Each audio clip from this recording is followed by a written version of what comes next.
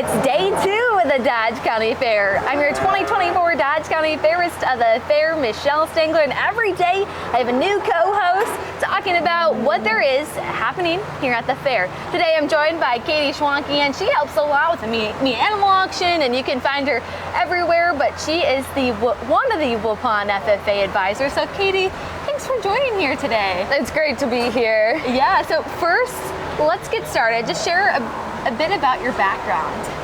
So I grew up in Waupun, Dodge County, Fond du Lac.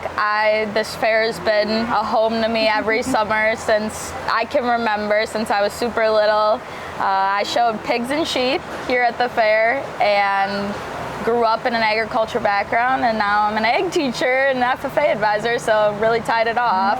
Yeah, wow, and you're really truly a life of service. You can really be found volunteering at many of these shows, so we'll get into that a little more about your background. But first, let's get started about what's happening at the fair today. I mean, there's some rain out there, but don't let that hinder why you don't or do come, right? Yeah. We have barns, we have a lot of great gosh, words are hard, roofs. A lot of buildings for you. We have a lot of shows, so you can come in. It's just sprinkling right now here in the morning, so it's not downpouring.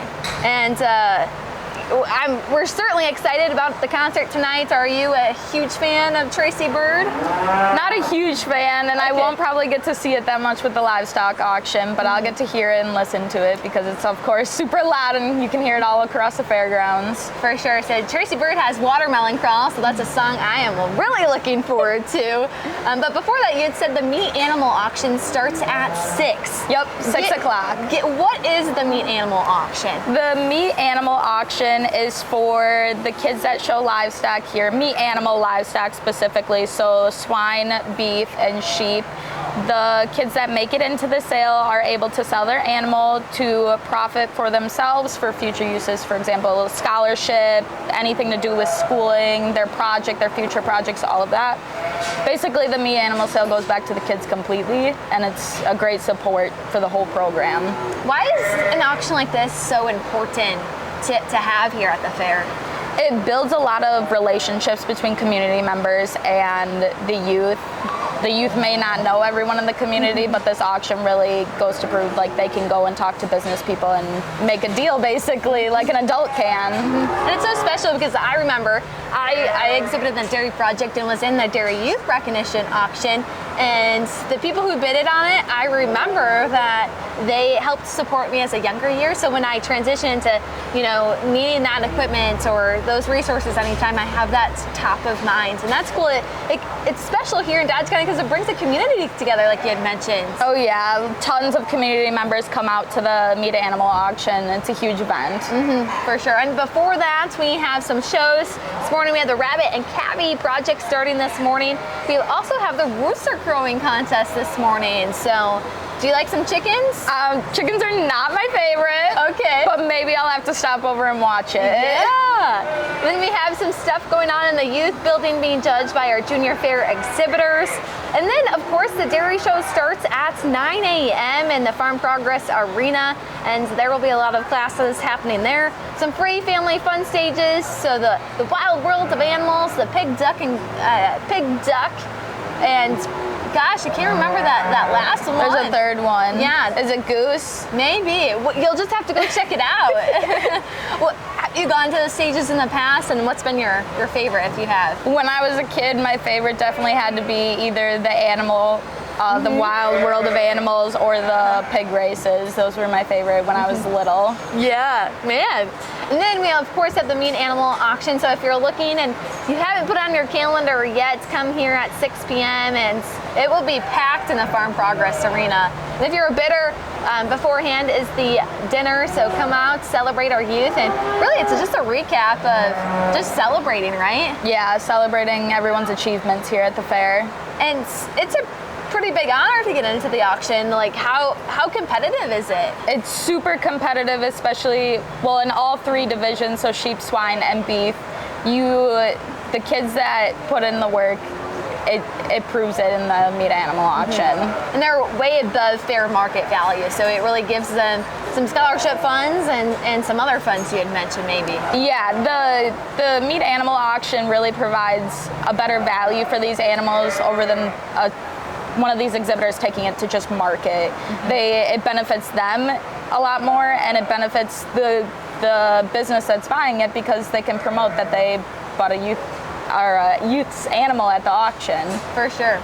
And we're right now in the sheep barn, and so yesterday, a busy day for all of our exhibitors, sheep, hog, and beef, and so it's cool just to see them excited about the project. And yeah, it was pretty cool to see. And then after the meat animal auction, or just before, maybe in the middle, the Tracy Byrd concert starts at 8 p.m. in the grandstands. It's free with your gate admission, so you'll have to come out. Again, I had mentioned I'll be there, hopefully front row, and it should be a fun time. But yeah, that's just what's happening here at the fair. A lot of shows come in, and so come check it out. But other than that, you know, this year we're seeing some pretty good numbers for our exhibitors and projects. Can you touch about, you know, the growth of these projects in the livestock areas? Well, I'm one of the 3 sheep superintendents, so I know more about the sheep numbers, but we did have an increase in head and sheep, which is really exciting to see because we don't want animals the number of head to ever go down in the fair, because that means we won't have as many, so always increases is a positive. I believe all the other species too have increases in them. We're very tight on space here, so maybe I have to build another barn here on the fairgrounds. Yeah. But it's been a really positive year so far. Why do you think that is, that numbers are increasing? I think more kids and youth are starting to get interested in showing, and with all the older kids helping them out and being really great mentors to them, it helps to continue that building of increasing numbers every year. Yeah, wow, a lot of excitement. And in order to show, you have to be an active in 4-H or FFA or another youth recognized organization, and so you are one of the Waupun FFA advisors and agriculture education instructors there. Tell me about what is FFA? FFA is an organization that really promotes leadership and very good characteristics and just being yourself and doing all the things that you love to do. I mean, you don't have to be necessarily an agricultural kid to be an FFA. You could come from a rural or an urban background and you can fit an FFA. Yeah, and I was active in the Waupun FFA, and it was always fun to be involved and to show at the fair, sometimes under Waupun FFA. But I was very active, and you learned a lot of life skills, great for a future career, but also just being a good person, right? Yeah, for sure. The skills I learned from being an FFA, I mean, 360 now, I'm an FFA advisor and an agriculture teacher, so it really paid off. But all those critical skills that you learn during that time is super important. Yeah, so how do you support FFA members that are here? What does that role look like? Well, I don't have a lot of FFA members showing through FFA here. I have quite a few students that are showing under 4-H, so that support is still needed, that you're still there taking pictures of them, helping them out when needed, just getting them to feel comfortable and jumping into this new role as an advisor.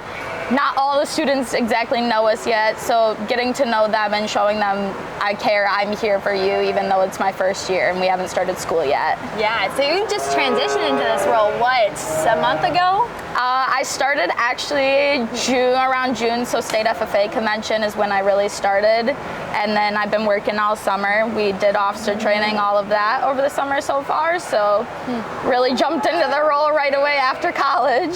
So how did you get involved into FFA, and then how did that lead you to wanting to be an ag educator and FFA advisor yourself? Like I said, this fair has been a home to me since I was little, so I showed sheep and pigs here growing up, and I was in 4-H, and then when I was in 7th grade, we have a middle school program at Waupun. I actually graduated from Waupun, so I joined FFA right away, and then I was in it till the end, till I had my American degree and all was completed, and now I'm back, so. So did you want to come back as an ag educator and FFA advisor just to make a similar impact, like your advisors made an impact on you? Yeah, I want to so many people made an impact on me, and I want to continue to make impacts on students. So that mentorship that I had when I was younger with younger kids really just built up to me being into this advisor role. Now I know we have quite a few FFA chapters here in Dodge County, and they all look different. They have some similarities too, but how can someone be involved in FFA? What do they have to do to be active? Really, a student can do anything to be an FFA. If they want to do a speaking contest, if they want to do a judging contest like livestock or vet science or even floriculture, a student can really be active in anything in FFA. We can find something for them to do. There's all these different options. Yeah, and of course, like they're probably taking an agriculture education class, so there's just a lot of continuous learning and developing those skills, because at the end of the day, the community in agriculture is so special, and to continue to learn, especially as high schoolers and middle schoolers, it's just so fun, right? It's every day is an adventure, I can say that. As you look back on your 4-H and FFA years showing here at the Dodge County Fair, what are some things that you learned that you've taken with you, now in the footstep of life you're in here today? One big thing is it's okay to fail. I've come to find that everyone makes mistakes at times, but then you fix them and you become better. So as a teacher, I'm going to make a mistake eventually. So, and as an advisor, so thinking upon that back in my younger years and bringing that to now really has helped me just flourish in my career as a teacher. Now, this is more of a fun question, or some more fun questions.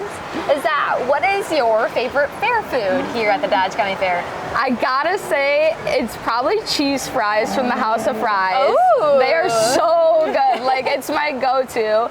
Or a gyro. It's pretty good too. I feel like the cheese is such a Wisconsin answer. Yeah. And I'm so here for it. Cheese. Anything. Or anything dairy. A chocolate malt, yes. I'll take that. Ice cream, I'll take that. Yes. I had some cheese curds and some fried cauliflower last night, and so that was good. Kind of made me feel a little healthy, but I know it's not that much. I mean, I'm not trying to be healthy here at the fair. I'm just trying to feel good after I eat something. So fun. Okay, now this week it's packed with stuff. What are you most looking forward to this week? I'm looking forward to everything pretty much. A big event that I'm super looking forward to is the Supreme Showmanship Contest on Saturday.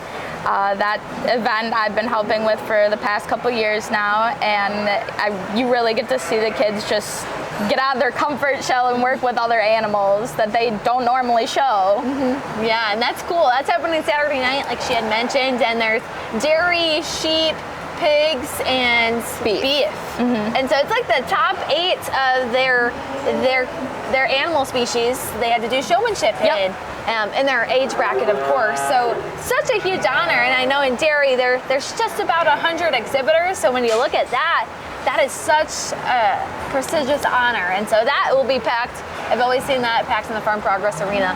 But yeah, it'll be fun. All right, last question.